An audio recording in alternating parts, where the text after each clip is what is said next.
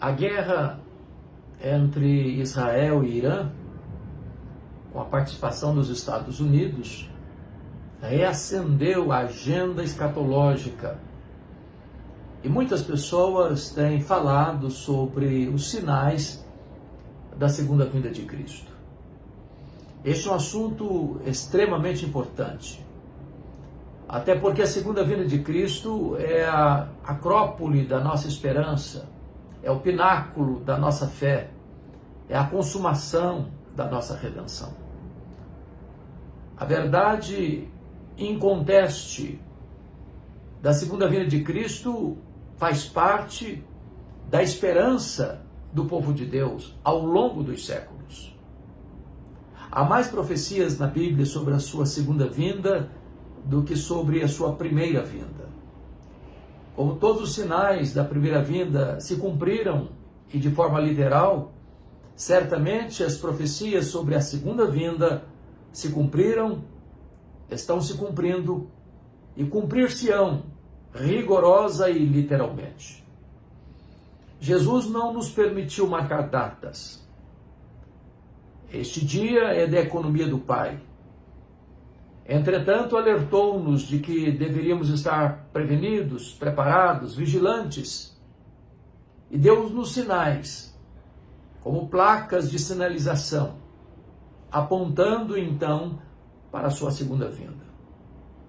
No seu sermão profético relatado em Mateus 24, Jesus nos dá vários sinais que antecederão a sua segunda vinda.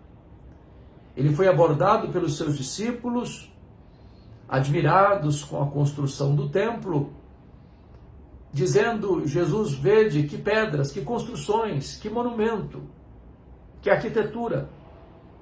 E Jesus disse: não ficará pedra sobre pedra.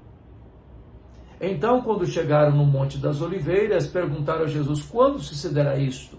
Ou seja, a invasão de Tito Flávio, no ano 70, destruindo a cidade de Jerusalém e promovendo a diáspora dos judeus. E a pergunta é dupla, porque perguntaram: e quais sinais da tua vinda e da consumação dos séculos? Então Jesus vai elencar, no seu sermão profético, vários sinais que nos apontam para a sua segunda vinda. E eu quero então, baseado em Mateus 24, trazer à sua memória esclarecida alguns desses sinais. E o primeiro deles está relatado no versículo 4 de Mateus 24. Jesus disse: vede que ninguém vos engane. O engano religioso é uma realidade nos nossos dias, talvez mais do que em priscas eras. Li um livro recentemente de um sociólogo brasileiro, onde, fruto da sua pesquisa, ele identificou mais de 104 mil CNPJs de igrejas diferentes. Todos os dias surgem novas igrejas, novas religiões, novas seitas, novas doutrinas. E certamente tantas dessas novas doutrinas enviesadas na contramão da palavra de Deus levam o povo ao engano, conduz o povo pelos descaminhos da heterodoxia, do misticismo, do sincretismo, do ceticismo, da incredulidade ou da credulidade infantil. E este engano religioso é o primeiro sinal que o Senhor Jesus Cristo deu para alertar-nos sobre a sua segunda vinda. O segundo sinal que Jesus aponta está no versículo 6. Certamente, disse Jesus, certamente ouvireis falar de guerras e rumores de guerras, reino contra reino, nação contra nação. O mundo hoje é um barril de pólvoras. A paz estabelecida é a paz do medo.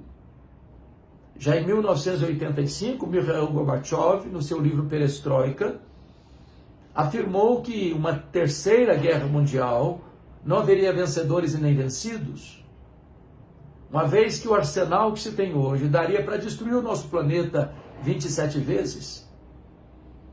Nós estamos aí diante de um clima tenso, porque há grandes potências econômicas, militares, com forte armamento nuclear nos diversos polos.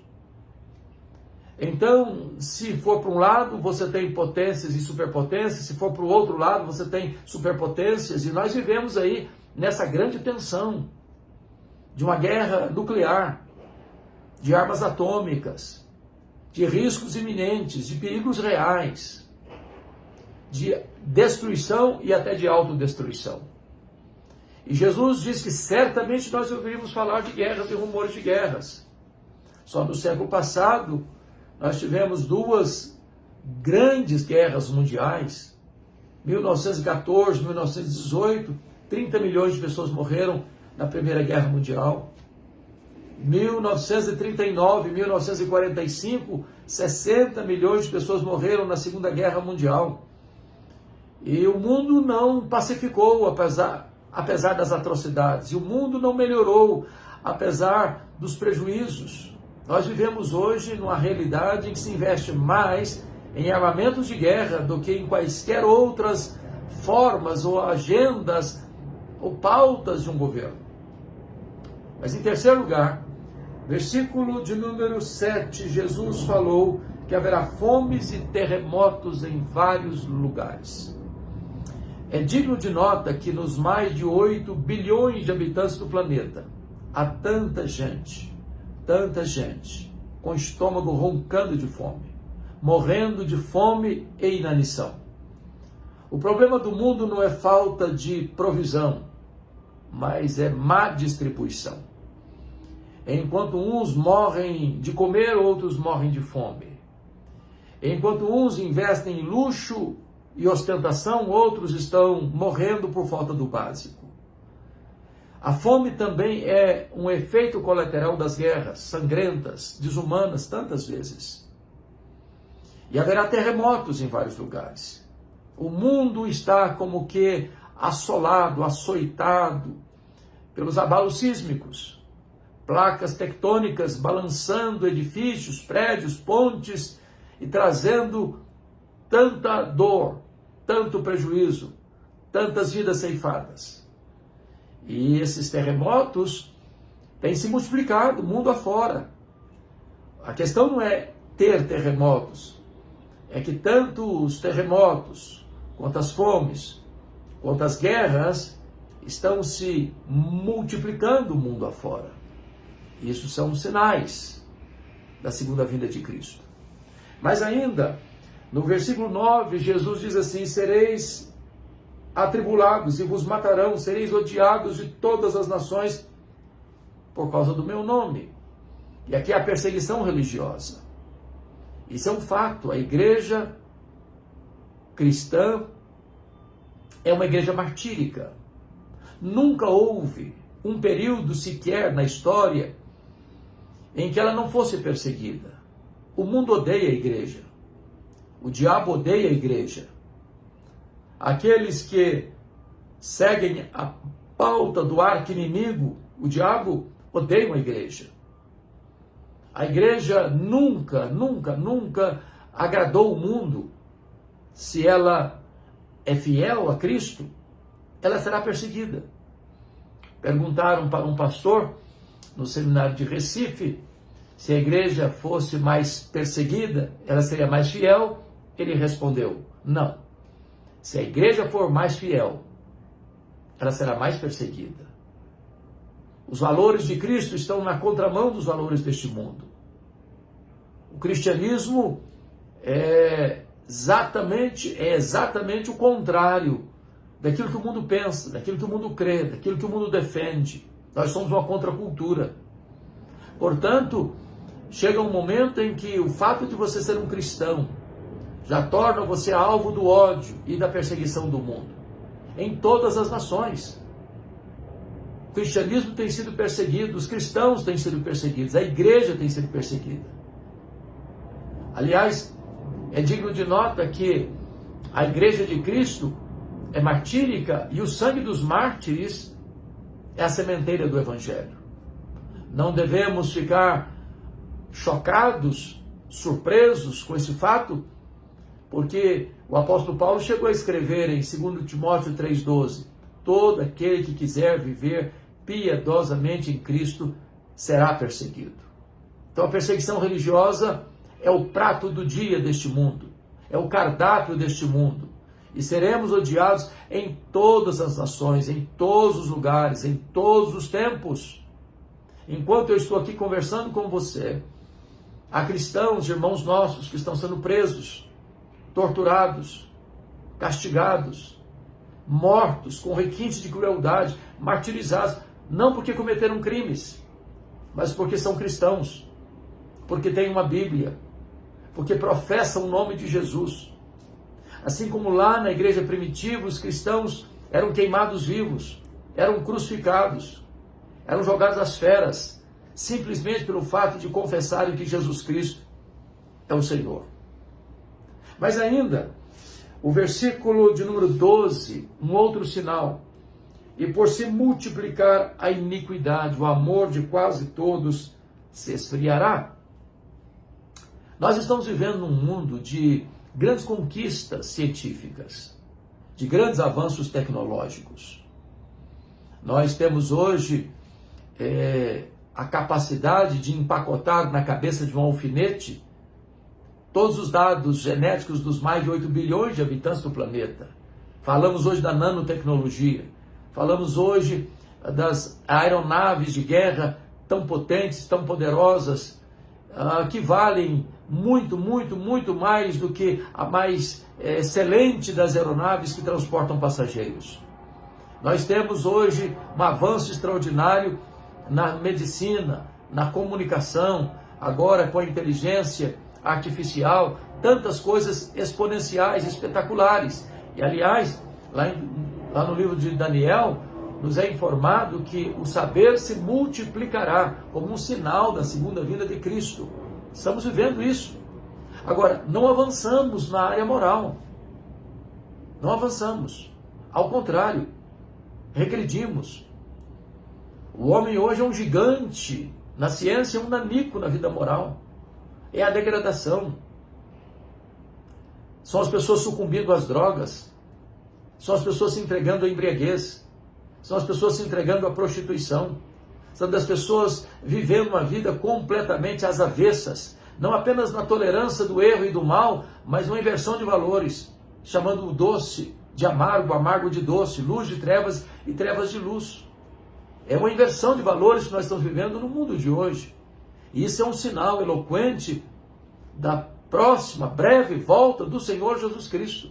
Foi Ele que nos alertou sobre isso, que por se multiplicar a iniquidade, o amor se esfriaria de quase todos. Então vivemos uma sociedade hedonista, consumista, materialista, hedonista, que olha para o seu umbigo, que não se importa com o próximo.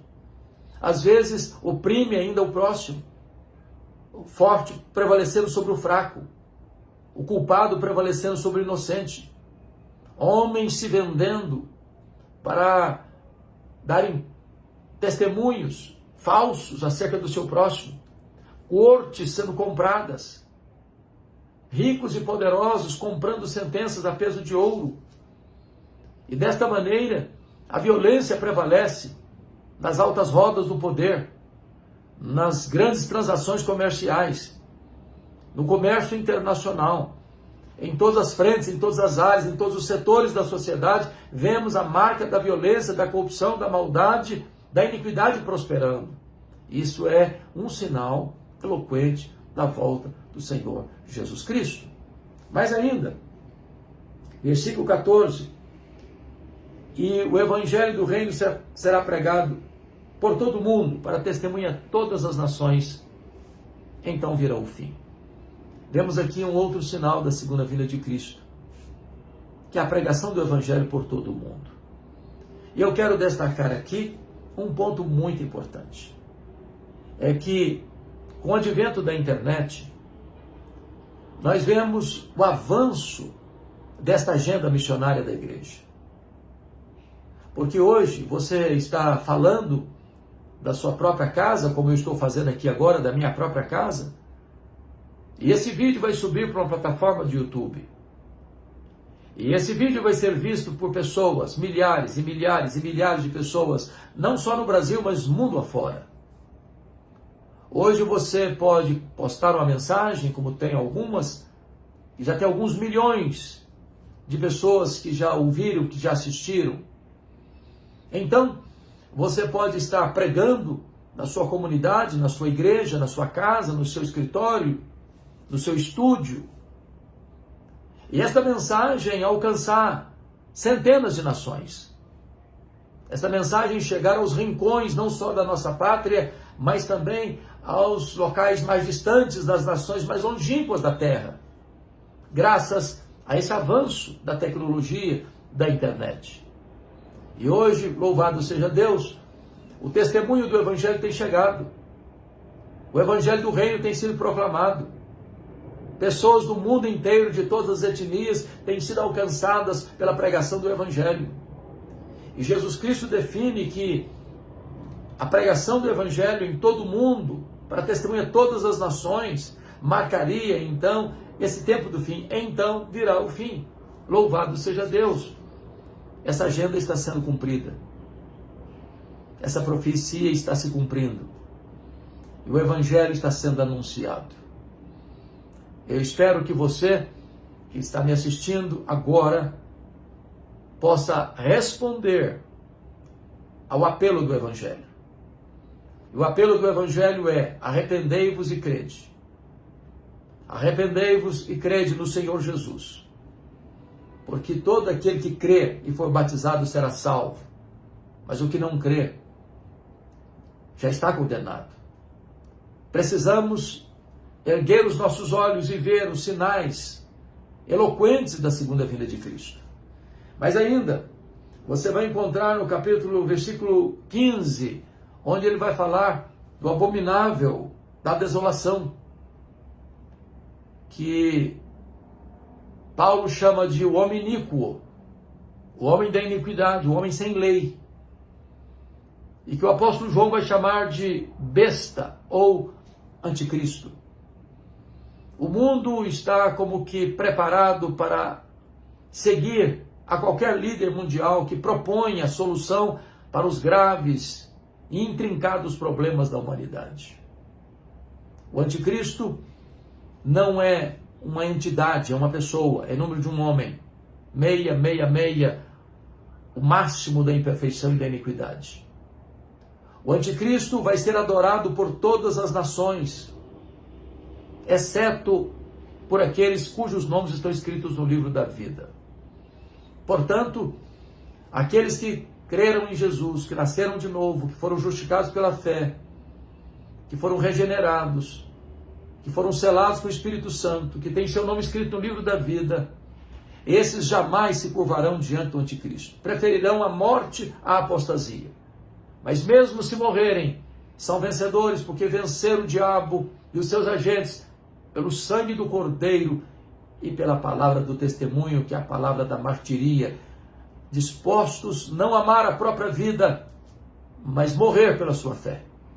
Então, precisamos estar prontos e preparados para esse tempo de grande angústia. E agora, ainda, o texto nos informa, no verso 21, porque nesse tempo haverá grande tribulação, como desde o princípio do mundo até agora não tem havido, nem haverá jamais. Agora é a grande tribulação. E a Bíblia usa expressões correlatas à grande tribulação, o pouco tempo de Satanás, a manifestação do anticristo, a apostasia. São termos que representam os mesmos fatos nos mesmos tempos que precedem a segunda vinda de Cristo. A grande tribulação. Tempos difíceis, tempos angustiosos, como jamais aconteceram, como jamais haverão. E nós precisamos entender que a igreja é martírica. Ela não será poupada mas na grande tribulação.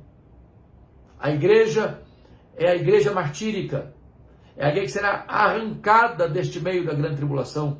Porque quando Jesus voltar, então os mortos em Cristo ressuscitarão primeiro.